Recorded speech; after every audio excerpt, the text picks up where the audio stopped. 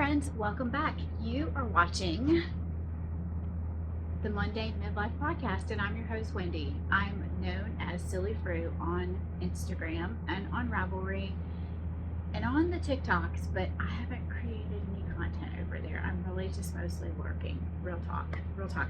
How's your week been? Are you burning up? It is a thing. I'm here in South Kakalaki, as I like to say, and we are on day 3 or 4 of an excessive heat advisory. And I'm someone who figured out within the last 5 years that I really love to be outside and cutting the grass, and it's too hot to cut the grass, and it's not safe to cut the grass right now because of the heat advisory. So 2 years ago or last year, Chris and I invested in a robo mower because we have a very large backyard. In fact, if I spin this, hang on, let me see if I can do this. That is our backyard. And I used to cut that with a self-propelled push mower. And doing that and teaching jazzercise 3 or 4 times a week, and then trying to cut a backyard this big with a push mower was a little redonkulous. So one of the things that we did after researching was we invested in a robo mower, and it runs in the summer and it takes care of the backyard, which is a blessing.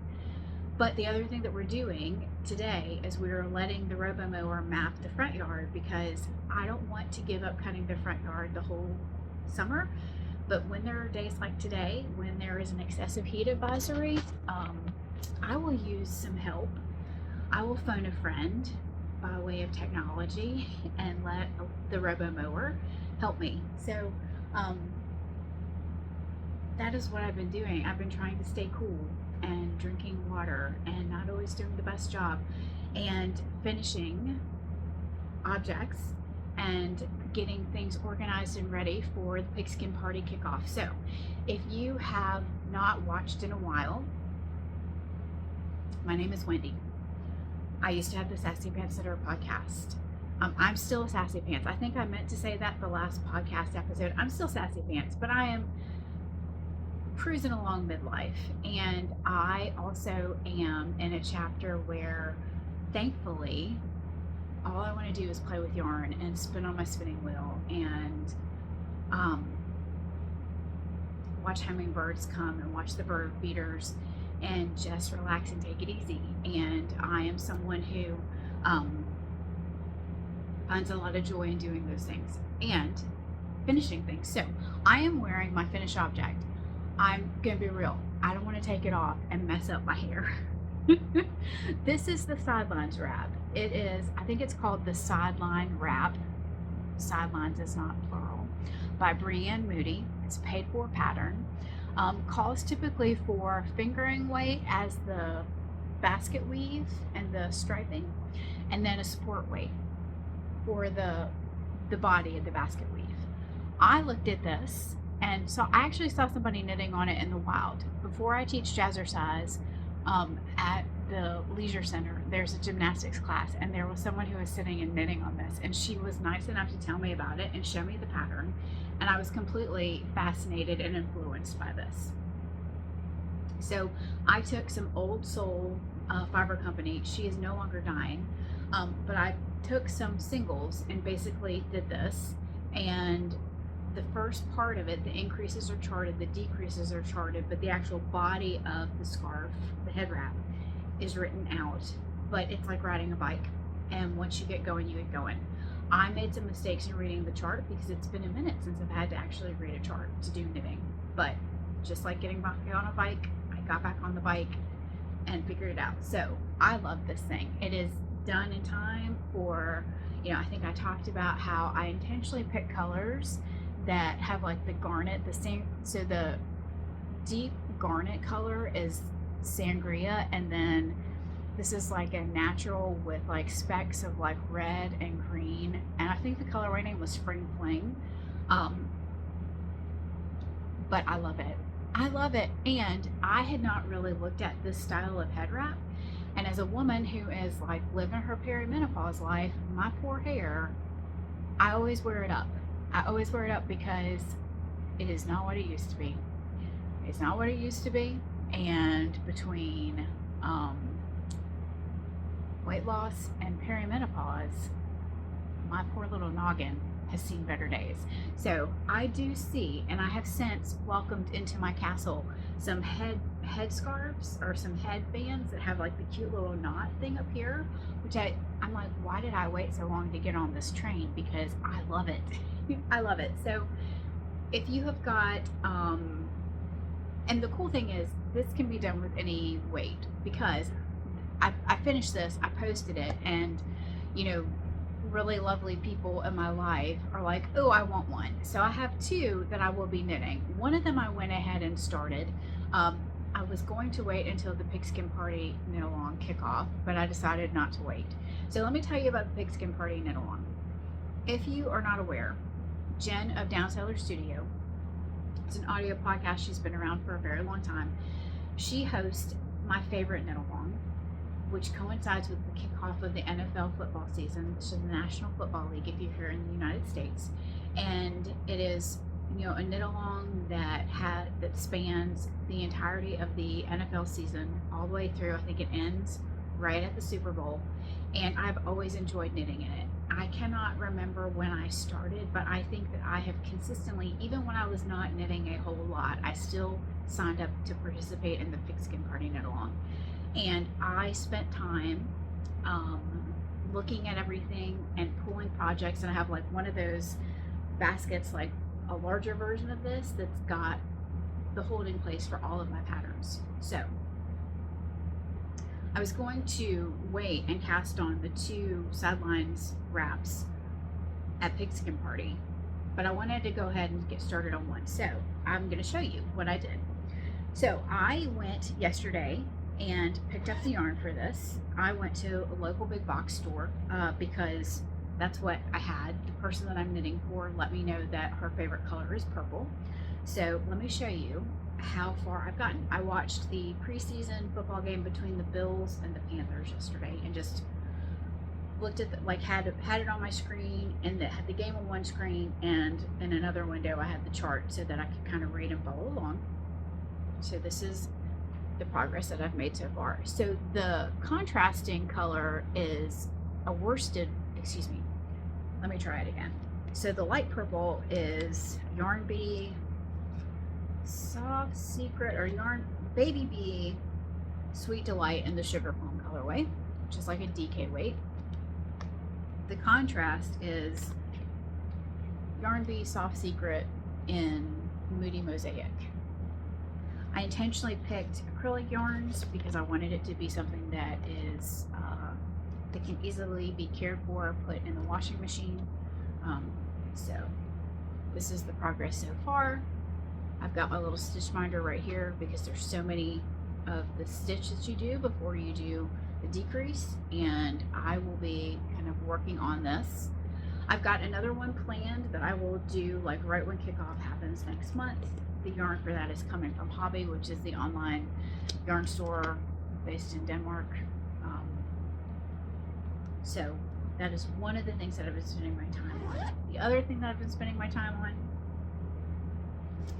on, I'm not going to be the person to come and watch if you want like the new fanciest things in the knitting sphere. If anything, I'm like kicking it back old school. But I was watching a podcast, A Lovely Stitch, hosted by Amber, and she was talking about her cozy memory blanket, and I was like, you know what, I think that I've got probably like many other knitters, I've got 3 or 4 patterns for leftover yarn scraps. So I sat down and actually casted on the Coziest Memory blanket pattern by Junkyard Knits, otherwise known as Kemper Wray.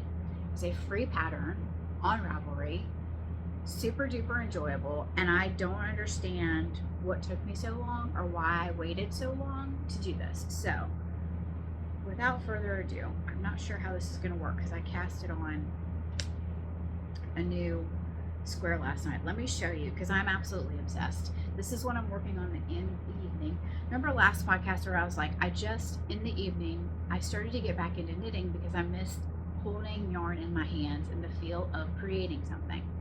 So I said that, and then I discovered this pattern, and then I was off to the races. So let me show you where I am.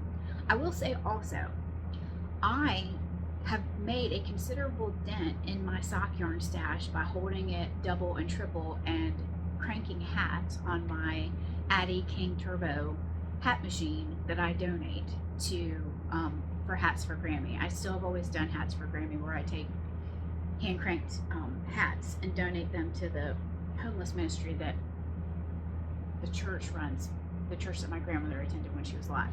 So let me show you where I'm at though, because I'm so excited.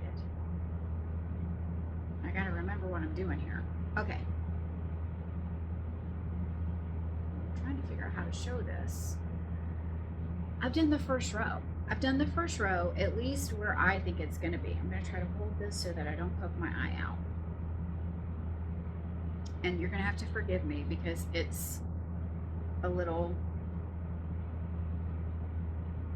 wonkified, but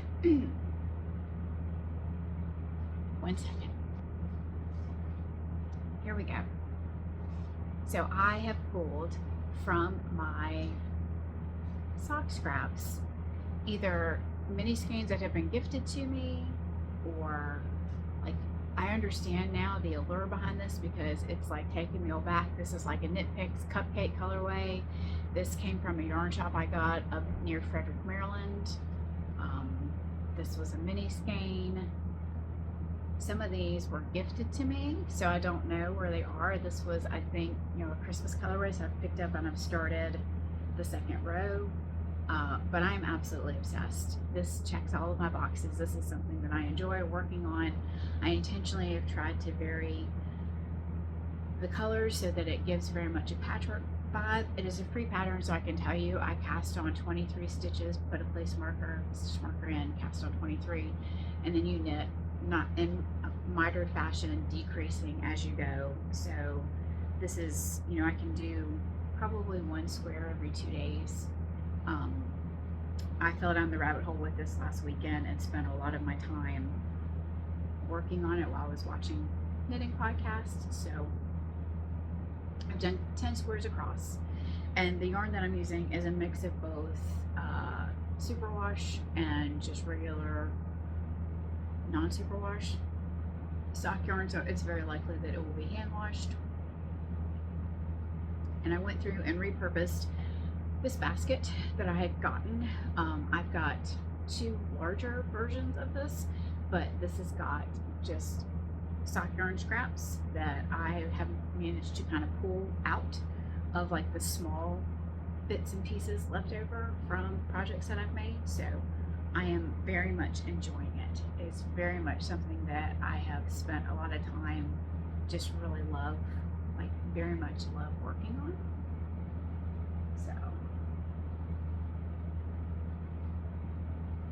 So I think that is it.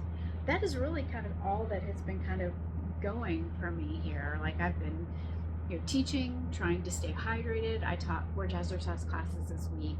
I think I included in with the podcast, what I will tell you is, like, I've been trying to do some snapshots of like vlogging, like what my life looks like. So you saw me practicing. I practice my jazzercise routines because I have to be able to tell people what to do. And even in the moment, I still don't do it correctly, but it's okay. I have a great group of ladies that come to dance with me, and we have a great time. So I've been doing that and just trying to stay cool. When I got my nails done purple in honor of my mom, she would, if she were alive on this side of heaven, she would roll her eyes. So I'm sure that she's in the heavens rolling her eyes at me because she really detested the shade. She really just was not a fan of the shade of purple, and I intentionally wear it to get on her nerves, just to let her know that I'm thinking about her. Her birthday is later this month, and I've just been kind of planning what I want to knit, and I've gone through the stash and have some ideas of things that I want to work on. I have also been trying to make sure that I've got everything that I need for when the circular sock knitting machine arrives, because we are barreling towards September, and honestly, if it ships from Asheville, it's going to be here before I even know it. And I just, again, if I have anything that resembles a sock tube by Thanksgiving, I'm going to call it a smashing success. I don't have grand illusions that I will take to it super quickly. I remember taking a circular sock knitting machine class at SAF, and what was really clear to me is that it was a wonderful class, and that there's a very steep learning curve. And I just have to remember that I can do hard things, and that I will figure it out and give myself lots of grace. But that's all that's happening here. It's hard to believe that we are midway through August. Time flies. And I think that is all that I have to share today. Thank you so much for spending some of your day with me. I hope that you're well, and come back and see me again. Okay, take good care. Bye.